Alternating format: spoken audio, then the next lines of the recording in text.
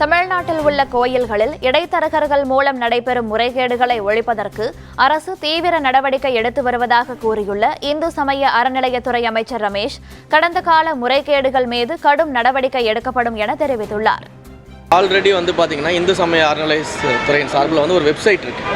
அந்த வெப்சைட்டில் ஏற்கனவே இந்த மாதிரியான ஆன்லைன் தரிசனத்திற்கான அந்த டோக்கன் புக் பண்ணுறதுக்கான ஒரு வசதி இருக்குது. பட் ஆனால் அந்த வசதி முழுமையாக இருக்கான்னு கேட்டிங்கன்னா நிச்சயமாக கிடையாது.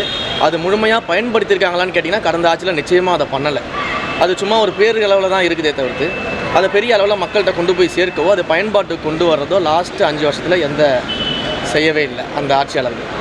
இதில் நம்ம என்ன பண்ண போகிறோம் அப்படின்னா, அந்த வெப்சைட்டை இன்னும் கொஞ்சம் டெக்னாலஜிக்கலாக இன்னும் இந்த காலத்திற்கு ஏற்றார் போல் பல்வேறு விஷயங்களை நம்ம மாடிஃபை பண்ண போகிறோம்.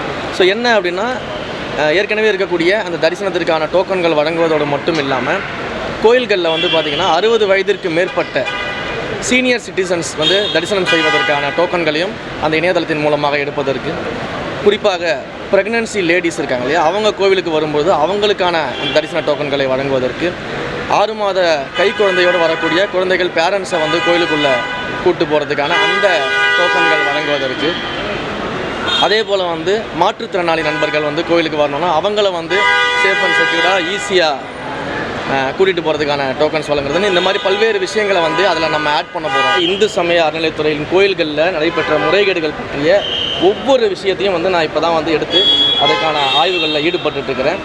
நிறைய இடங்களில் இந்து சமய அறநிலையத்துறையினுடைய திட்டங்களை கொண்டு வந்திருக்கக்கூடிய ஸ்கீம்ஸு, ப்ராஜெக்ட்ஸு, கன்ஸ்ட்ரக்ஷன்ஸு நிறைய கமர்ஷியல் ஆக்கப்பட்டிருக்கு அப்படின்றத நான் உணர்றேன்.